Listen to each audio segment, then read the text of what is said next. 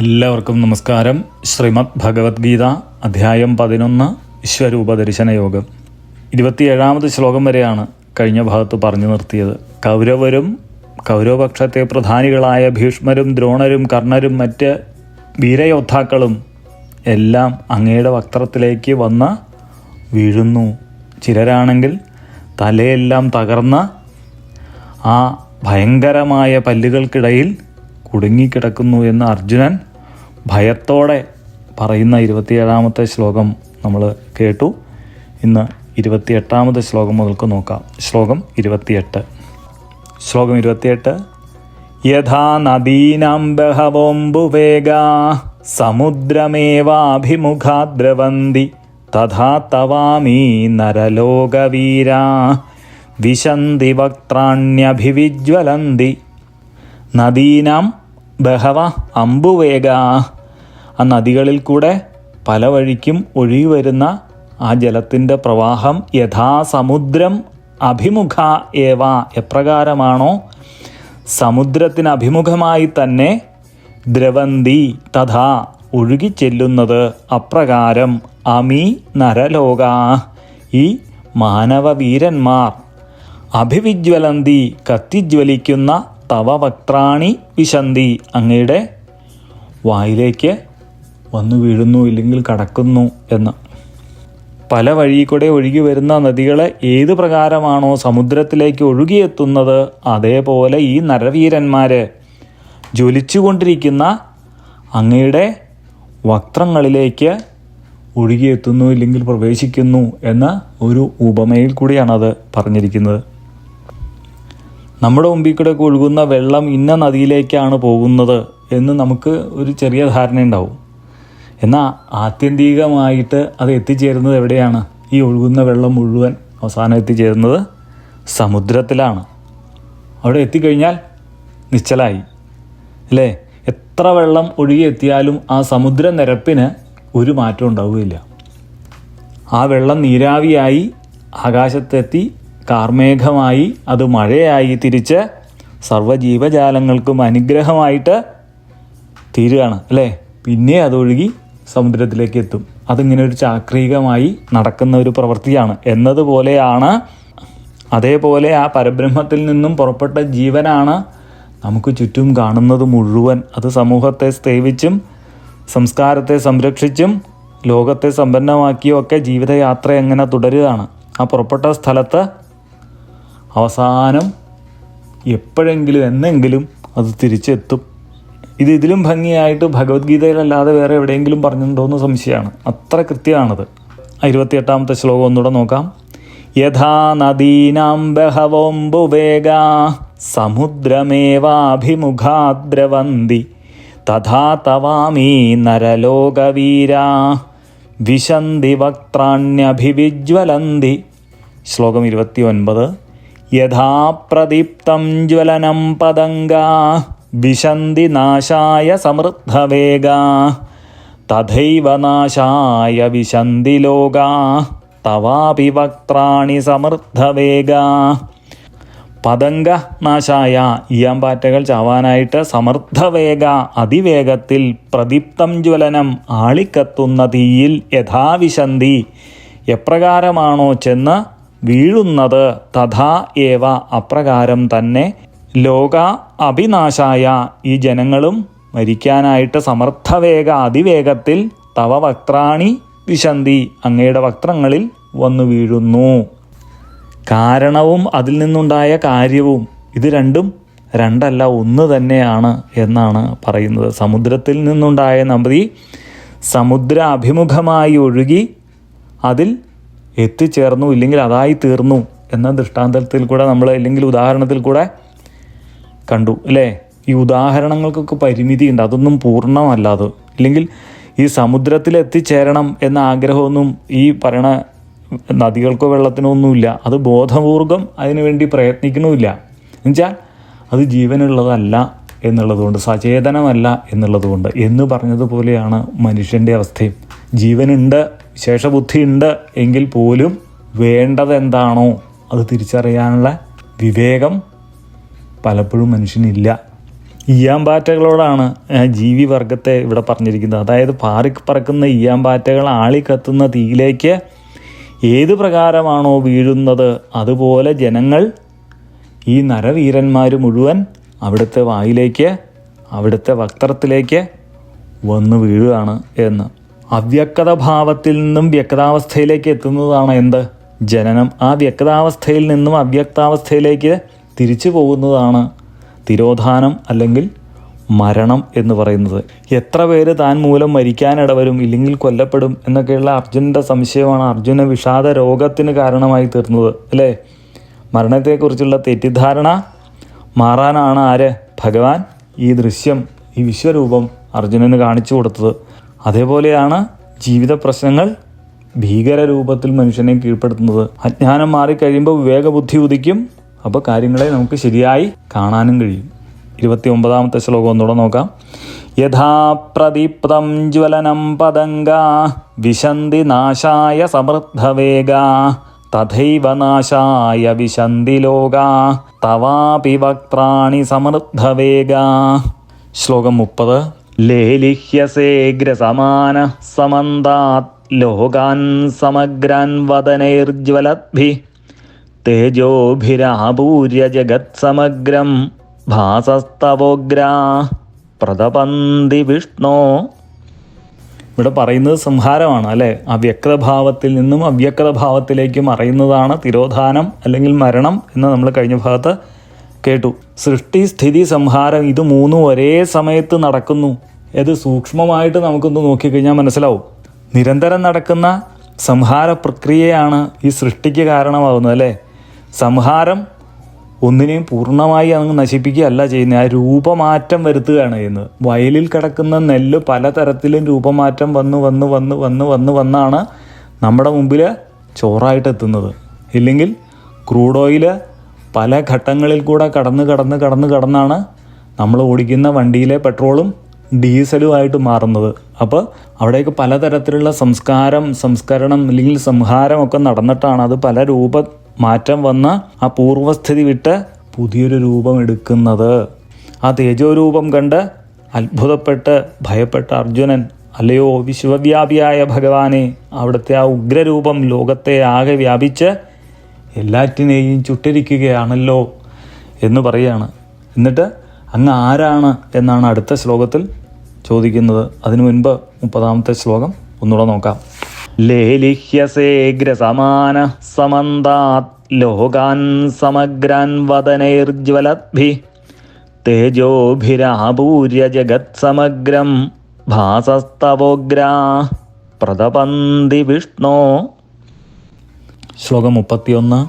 ആഖ്യാഹിമേകോ ഭവാനുഗ്രരൂപ നമോസ്തു തേ ദേവവരപ്രസീദ വിജ്ഞാതുമിച്ഛാമി ഭവന്തമാദ്യം നഹി പ്രജാനാമി തവ പ്രവൃത്തിം. ഉഗ്രരൂപ ഭഗവാൻ കാ, ഉഗ്രരൂപനായ അങ്ങ് ആരാണ്?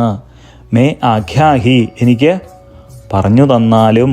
തേ നമഃ അസ്തു, അവിടത്തേക്ക് നമസ്കാരം. ദേവവര പ്രസീദ, ഭഗവാനെ പ്രസാദിക്കണേ. ആദ്യം ഭവന്തം, ആദിപുരുഷനായ അവിടുത്തെ. വിജ്ഞാതും ഇച്ഛാമി, അറിയാൻ എനിക്ക് ആഗ്രഹമുണ്ട്. തവ പ്രവൃത്തിയും, അങ്ങയുടെ പ്രവൃത്തി ഇല്ലെങ്കിൽ അങ്ങ് എന്താണ് ചെയ്യാൻ പോകുന്നത് എന്ന്. നഹി പ്രജാനാമി, എനിക്ക് മനസ്സിലാകുന്നതേയില്ല എന്നാണ് അർജുനൻ പറയുന്നത്. അവിടത്തേക്ക് നമസ്കാരം, പ്രസാദിക്കണേ. ഉഗ്രരൂപിയായ അവിടുന്ന് ആരാണ്? അവിടുത്തെ പ്രവൃത്തി എന്താണ്? അങ്ങ് എന്താണ് ചെയ്യാൻ പോകുന്നത്? എല്ലാം എനിക്ക് അറിയണമെന്ന് ആഗ്രഹമുണ്ട്, എനിക്കൊന്നും മനസ്സിലാകുന്നില്ല എന്ന് പറയാണ് അർജുനൻ. തൻ്റെ കളിക്കൂട്ടുകാരനായി താൻ കണ്ടിരുന്ന, അല്ലെങ്കിൽ സുഹൃത്തായിരുന്ന, ഗോപാലനന്ദനായിരുന്ന, ഗോപികാശ്വരനായിരുന്ന, തൻ്റെ സാരഥിയായി തൻ്റെ മുമ്പിൽ നിൽക്കുന്ന എൻ്റെ കൃഷ്ണ, അവിടുന്ന് ആരാണ്? എനിക്കൊന്നും മനസ്സിലാകുന്നില്ല.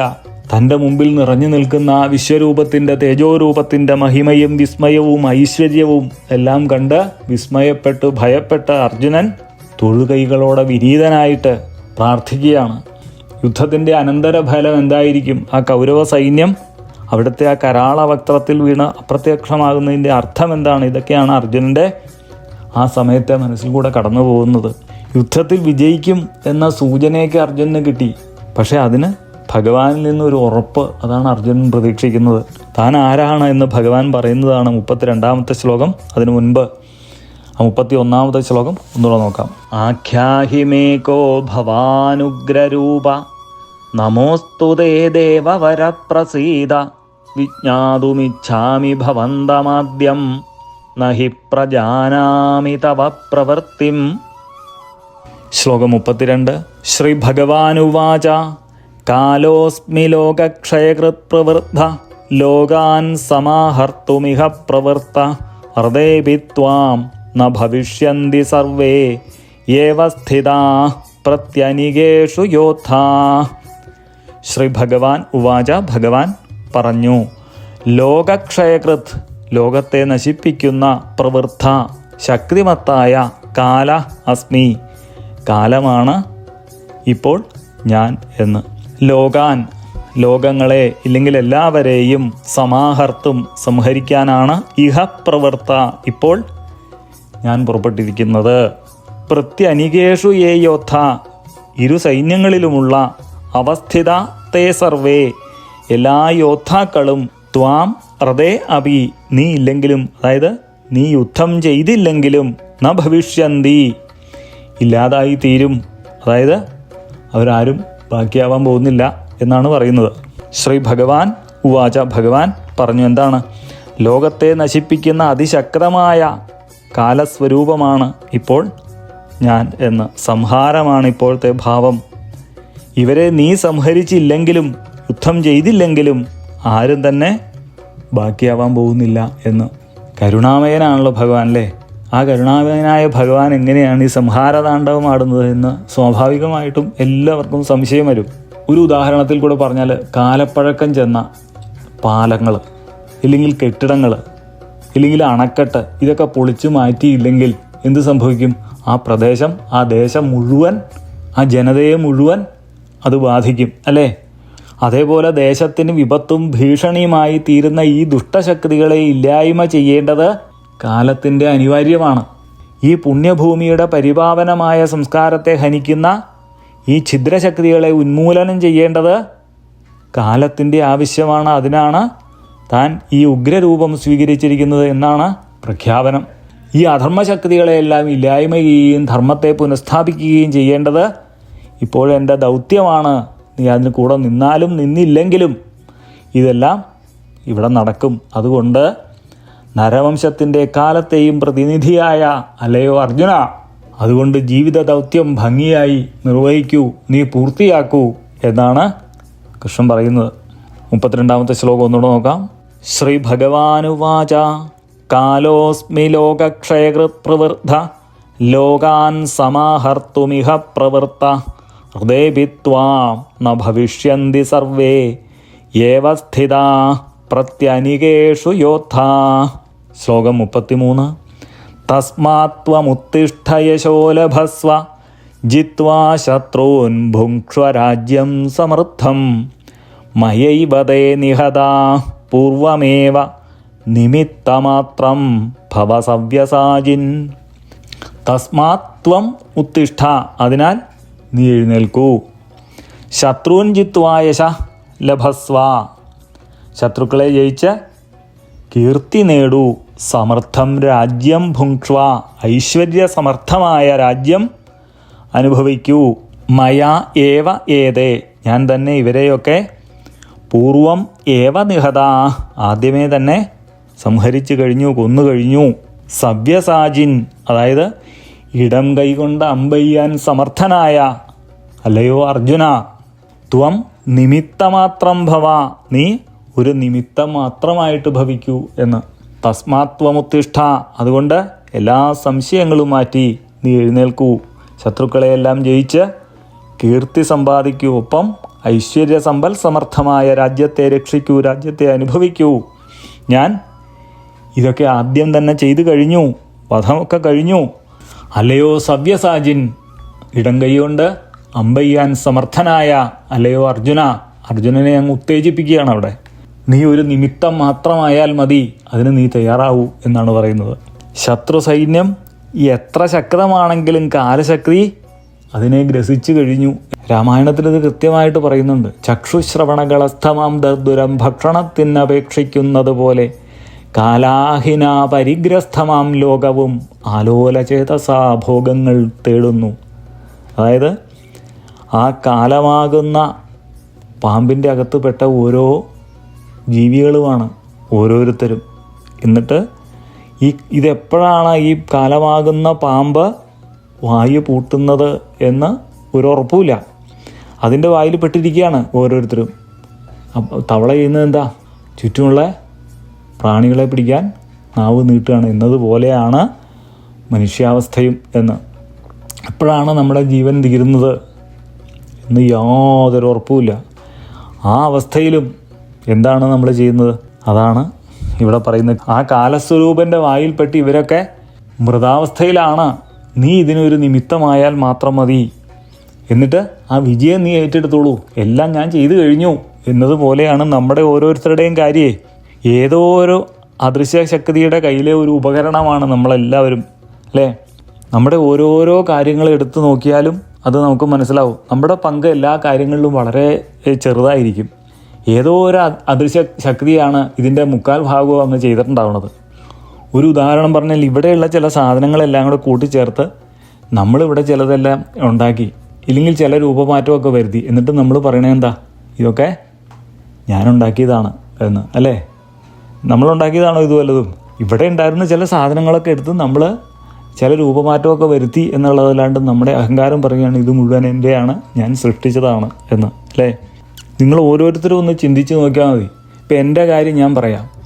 ഏതോ ഒരു അദൃശ്യ ശക്തിയാണ് എന്നെ ഇങ്ങനെയൊക്കെ ആക്കി തീർന്നത്, ഈ ശബരിമല മേശാന്തി ആക്കി തീർത്തത്. ആ സമയത്ത് ഏതോ ഒരു അദൃശ്യ ശക്തിയുടെ പ്രവർത്തനമാണ് ഞാൻ ആ സന്നിധിയിലെത്താൻ കാരണം. ഇപ്പോൾ ഈ അമേരിക്കയിലിരുന്ന് ഞാനിത് പറയുന്നുണ്ടെങ്കിൽ അതിന് എൻ്റെ കഴിവ് വളരെ കുറവാണ്. എന്നെക്കൊണ്ട് കൂട്ടിയാൽ കൂടുന്ന കാര്യങ്ങളല്ല ഇതൊന്നും. ആരൊക്കെയോ എവിടേക്കോ ഇരുന്ന ഏതൊക്കെയോ ശക്തികളുടെ പ്രവർത്തനമാണ് നമ്മൾ ഇന്ന് ഓരോ സ്ഥലത്തും ഇരിക്കുന്നത്, ഇതെല്ലാം ചെയ്യുന്നത്. എന്നതുപോലെ നീയും ഒരു നിമിത്തമാകൂ, എന്നിട്ട് ആ വിജയം നീ ഏറ്റെടുത്തോളൂ എന്ന് പറയുകയാണ് ആര്? കൃഷ്ണൻ. 33-ാമത്തെ ശ്ലോകം ഒന്നുകൂടെ നോക്കാം. തസ്മാത്വമുത്തിഷ്ഠയശോലഭസ്വ ജിത്വാ ശത്രൂൻ ഭുങ്ക്ഷ്വരാജ്യം സമൃദ്ധം മയൈവ തേ നിഹതാ പൂർവമേവ നിമിത്തമാത്രം ഭവ സവ്യസാചിൻ. ശ്ലോകം 34. ദ്രോണം ച ഭീഷ്മം ച ജയദ്രഥം ച കർണം തഥാന്യാനപി യോദ്ധവീരാൻ മയാ ഹതാസ്ത്വം ജഹിമാ വ്യധിഷ്ഠാ യുദ്ധ്യസ്വ ജേതാസിരണേ സപത്നാൻ. മയാ ഹതാൻ ദ്രോണം ച ഭീഷ്മം ച ജയദ്രഥം കർണം ച. എന്നാൽ കൊല്ലപ്പെട്ട ദ്രോണരെയും ഭീഷ്മരെയും ജയദ്രഥനെയും കർണരെയും തഥാ അന്യാൻ യോദ്ധവീരാൻ, അതുപോലെ മറ്റുള്ള യുദ്ധവീരന്മാരെയും ത്വം ജഹി നീ വധിച്ചുകൊള്ളൂ. അതായത് ഇവരെല്ലാം ഓൾറെഡി മരിച്ചു കഴിഞ്ഞവരാണ് എന്ന്. മാ വ്യധിഷ്ഠായുദ്ധ്യസ്വ, ഒരു തരത്തിലുള്ള വ്യസനത്തിനും ദുഃഖത്തിനും ഒന്നും കാരണമില്ല, യുദ്ധം ചെയ്തോളൂ. രണേ സപത്നാൻ തേജാസി, യുദ്ധത്തിൽ ശത്രുക്കളെ നീ ജയിക്കും എന്ന്. മയാഹതാൻ, എൻ്റെ കൈകൊണ്ട് കൊല്ലപ്പെട്ട, അതായത് കാലസ്വരൂപൻ എല്ലാം വിധിയും എഴുതി കഴിഞ്ഞു എന്നർത്ഥം. ആ പ്രധാനികളുടെ പേരാണ് ആദ്യം തന്നെ പറയുന്നത്. ആരുടേക്കാ? ദ്രോണരെയും ഭീഷ്മരെയും ജയദ്രഥനെയും കർണനെയും ഇനി ഇതുപോലുള്ള വീരയോദ്ധാക്കളെയും നീ വധിച്ചോളൂ. ഒരു തരത്തിലുള്ള ദുഃഖത്തിനും ഇടവേണ്ട, യുദ്ധം ചെയ്തോളൂ. ശത്രുക്കളെ നീ ജയിക്കും, ഉറപ്പ്. അർജുനനെ ആയുധവിദ്യ പഠിപ്പിച്ച ആളാണ് ദ്രോണർ. മാത്രമല്ല അനേകം ദിവ്യ ആയുധങ്ങളും അദ്ദേഹത്തിൻ്റെ പക്കലുണ്ട്. അർജുനനാണെങ്കിൽ വളരെ ബഹുമാനവുമാണ് ദ്രോണരോട്. ഇനി ഭീഷ്മപിതാമഹൻ സ്വച്ഛന്ത മൃത്യുവിന് ഉടമയാണ്. താൻ എപ്പം മരിക്കണം എന്ന് തീരുമാനിക്കുന്നത് ഭീഷ്മരാണ്. അദ്ദേഹത്തിൻ്റെ പക്കലുമുണ്ട് നിരവധി അസ്ത്രങ്ങൾ. പരശുരാമനെ വരെ വട്ടം കറക്കിയ ആളാണ്. ഇനി ജയദ്രഥൻ പിതാവിൻ്റെ തപശക്തി കൊണ്ട് അജയ്യനാണ് ജയദ്രഥൻ. ആരാണോ തൻ്റെ പുത്രൻ്റെ ശിരസ് നിലത്ത് വീഴിക്കുന്നത് അവൻ്റെ തലയും ഉടൻ നിലത്ത് വീഴാൻ ഇടവരട്ടെ എന്ന് ജയദ്രഥൻ്റെ അച്ഛൻ ഒരു വരം മേടിച്ചിട്ടുണ്ട്. പിന്നെ കർണൻ്റെ കാര്യമൊന്നും പറയുകയും വേണ്ട, വില്ലാളി വീരനാണ്, അർജുനനേക്കാൾ ഒരു പടി മേലെ നിൽക്കും. പോരാത്തതിന് ദേവേന്ദ്രൻ്റെ കയ്യിൽ നിന്നും ദിവ്യ ആയുധങ്ങളുമൊക്കെ സമ്പാദിച്ച ആളാണ് കർണൻ. ഇവരുടെ 4 പേരുടെ പേര് എടുത്തു പറഞ്ഞതിൻ്റെ കാരണം എന്താണെന്ന് വെച്ചാൽ അർജുനൻ്റെ പേടി നിശേഷം മാറ്റാൻ വേണ്ടിയിട്ടാണ്. ഇവരൊക്കെ കാലസ്വരൂപൻ്റെ പിടിയിൽ പെട്ടുകഴിഞ്ഞു, അതുകൊണ്ട് നീ നിൻ്റെ കർത്തവ്യം നിർവഹിച്ചോളൂ, വിജയം സുനിശ്ചിതമാണ് എന്ന്. 34-ാമത്തെ ശ്ലോകം ഒന്നുകൂടെ നോക്കാം. ദ്രോണം ച ഭീഷ്മം ച ജയദ്രഥം ച കർണം തഥാന്യാനപി യോദ്ധവീരാൻ മയാ ഹതാസ്ത്വം ജഹിമാ വ്യധിഷ്ഠാ യുദ്ധ്യസ്വജേതാസിരണേ സപത്നാൻ. ശ്ലോകം 35. സഞ്ജയ ഉവാച ഏതത് ശ്രുത്വാ വചനം കേശവസ്യ കൃതാഞ്ജലിർവേപമാനഃ കിരീടി നമസ്കൃത്വാ ഭൂയ ഏവാഹ കൃഷ്ണം സഗദ്ഗദം ഭീതഭീത പ്രണമ്യ.